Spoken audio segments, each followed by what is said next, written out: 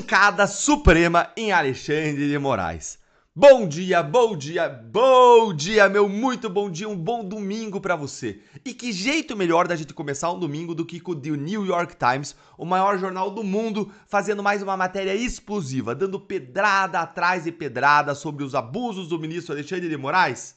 Gente, e essas pancadas, elas se tornam ainda mais relevantes, porque agora, na próxima terça-feira, dia 2 de setembro, vai começar o julgamento do Bolsonaro lá no Supremo. Agora a coisa fica realmente séria, com os 5 ministros da primeira turma do STF lendo seus votos ao vivo. O que nós todos sabemos vão ser para condenar o Bolsonaro, com exceção talvez ali do Fux, que pode nos trazer alguma surpresa. Vem comigo então, ler o que disse o The New York Times, jogando luz sobre praticamente todos os abusos supremos no julgamento do Bolsonaro. Dá uma olhadinha aí, ó.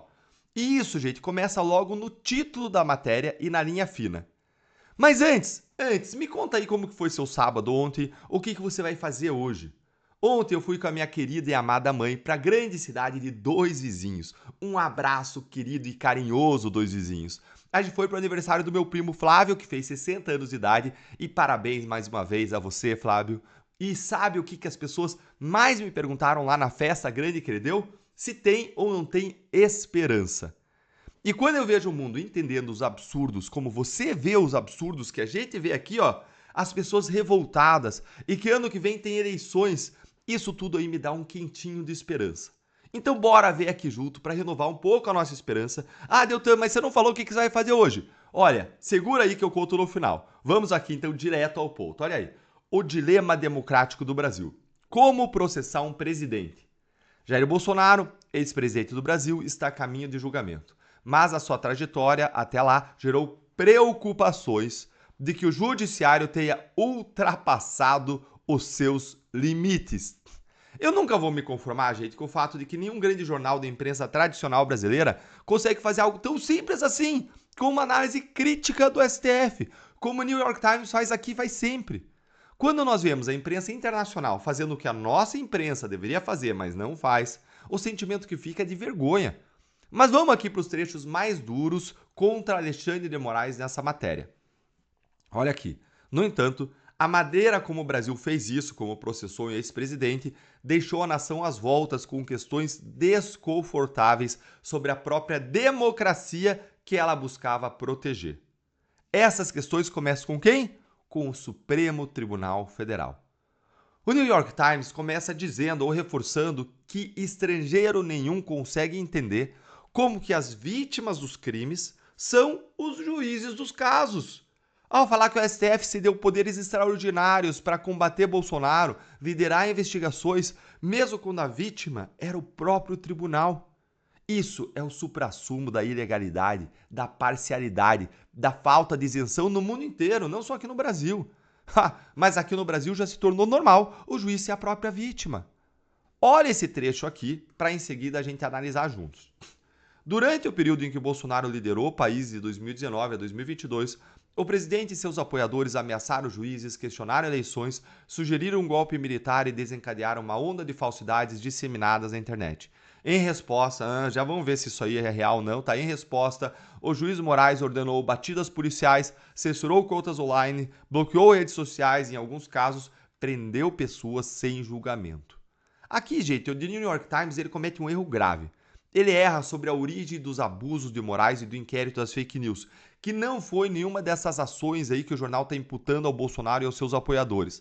Mas sim, foi feito o inquérito das fake news para perseguir os procuradores da Lava Jato e anular uma apuração da Receita Federal sobre suspeitas de lavagem de dinheiro dos próprios ministros do STF e das suas esposas advogadas. Se você voltar lá atrás, no dia 1 do inquérito, essas eram as notícias que saíram do jornal. Inquérito instaurado contra o pessoal da Lava Jato. Me colocaram como alvo, colocaram outro colega, Joe Cassor, como alvo, colocaram a Receita como alvo e poucos meses depois já estavam dando ordens contra a Receita Federal para parar as investigações contra os ministros. É impressionante como nenhum jornal, nem o The New York Times, acerta quando fala sobre a origem do inquérito das fake news. Mas, de qualquer forma, o New York Times continua sendo um dos poucos jornais que diz com clareza tudo o que o Moraes fez ao falar como ele fala ali, aliás, da censura e como fala também das prisões ilegais. Então bora seguir aqui, ó. No final do ano passado, algumas autoridades, juristas e advogados constitucionais brasileiros estavam levantando preocupações de que o juiz Moraes não tinha responsabilidade, não tinha accountability, e havia se recusado a abrir mão dos seus poderes expandidos, embora o senhor Bolsonaro estivesse fora do cargo havia 2 anos. Que pedrada! Que pedrada! Vocês lembram da Carmen Lúcia dizendo que a censura era ruim, mas ela ia admitir a censura só durante as eleições? Excepcionalmente? Mas aí a tal da censura que era exceção virou a regra e não acabou até hoje. Aliás, piorou. Mais uma pedrada aqui, ó. Olha aí. Para declarar Bolsonaro culpado, 3 dos 5 ministros do STF que supervisionam seu julgamento precisam votar pela condenação. Isso é considerado altamente provável, visto que a comissão, a panela ali de julgamento, né, a turma inclui o ministro Moraes, outro ministro que é ex-ministro de Justiça de Lula e um terceiro que é ex-advogado pessoal de Lula. Gente, qualquer pessoa entende, até criança entende que Bolsonaro tá ferrado porque lá tá cheio de aliado do Lula. O espanto é total e geral no mundo inteiro. Quem vai condenar Bolsonaro é a suposta vítima dele, Moraes, que também se coloca como notório inimigo de Bolsonaro. É Flávio Dino, ex-ministro de Justiça de Lula, que já chamou Bolsonaro de demônio, diabo, filho do demônio, e outras coisas também.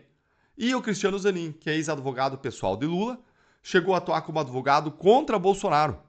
Sabe aquela piada que a gente faz aqui no Brasil dizendo tente explicar isso aí a um estrangeiro, a um gringo? Pois é, gente. Essa matéria é os gringos tentando explicar o Brasil para outros gringos. E ninguém consegue entender o bananil. Boa, pessoal, era isso que eu queria te contar agora. E agora eu vou te contar o que eu vou fazer hoje. Eu vou fazer hoje aqui, daqui a pouquinho, o meu devocional. A minha viagem deu uma desorganizada na minha ida para a igreja. Minha família tá lá agora mesmo. E em seguida eu vou almoçar com a família e com alguns amigos do nosso time do Novo. À tarde eu vou fazer um tempo de mentoreamento com os meus filhos. Vou fazer exercício, provavelmente vai ser um tênisinho hoje. Vou ler 1 hora, vou avançar algumas tarefas pendentes do trabalho. E você, me conta aí nos comentários como que vai ser seu domingo, o que você vai fazer hoje. E deixa aí o seu like, comenta o que você achou dessa palhaçada, se inscreve no canal e clica no sininho para você não perder o próximo vídeo e torne-se aí um membro aqui do canal, você é meu convidado para receber análises exclusivas, ter prioridade nas respostas e apoiar de forma mais intensa o nosso trabalho. Um grande abraço e até o próximo vídeo.